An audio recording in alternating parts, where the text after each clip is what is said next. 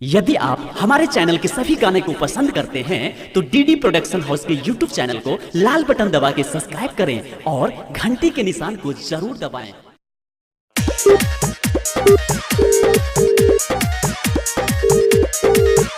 hello hello hello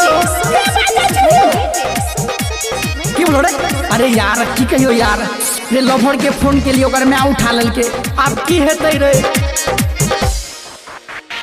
lover के phone के लिए मुढ़ा कर बड़ई लई मुढ़ो कर बड़ई लई रे मुढ़ो कर बड़ई हे रे लभर के फोन के लिए मुढ़ा कर बड़ई लई सोचल पालान सब फेल होई गई लई न जाने कैसा लगे ने रहे कौन ओकर मम्मी उठा के बोले हेलो हेलो कौन ओकर मम्मी उठा के बोले हेलो हेलो कौन ओकर डैडी उठा के बोले हेलो हेलो कौन hello hello hello DJ Smith Satish Rema DJ Smith Satish Rema Smith Satish छुट्टी जे छेल ई दिन रविवार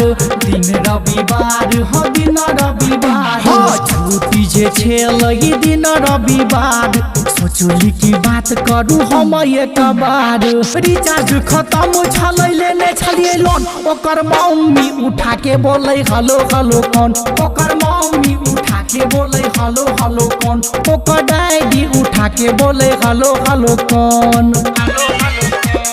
hello hello hello DJ Smith Satish Rema hello Satish hello Rema हे की होलो रे लागिया दोसर पटियाल में हो की रे हमरो लागिया गड़बड़ बुझाई छो मैसेज कैली लई जवाब नहीं देलक जवाब नहीं देलक जवाब नहीं देलक हे मैसेज कैली लई जवाब नहीं देलक राघव राज के हाउ आर यू कॉल कई राइटर विवेक जी दुखी भेले मन ओकर मम्मी उठा के बोले हेलो हेलो कौन ओकर मम्मी उठा के बोले हेलो हेलो कौन ओकर डैडी उठा के बोले हेलो हेलो कौन ओकर डैडी उठा के बोले हेलो हेलो कौन ओकर मम्मी उठा के बोले हेलो हेलो कौन recording by DD production house Sakri 9704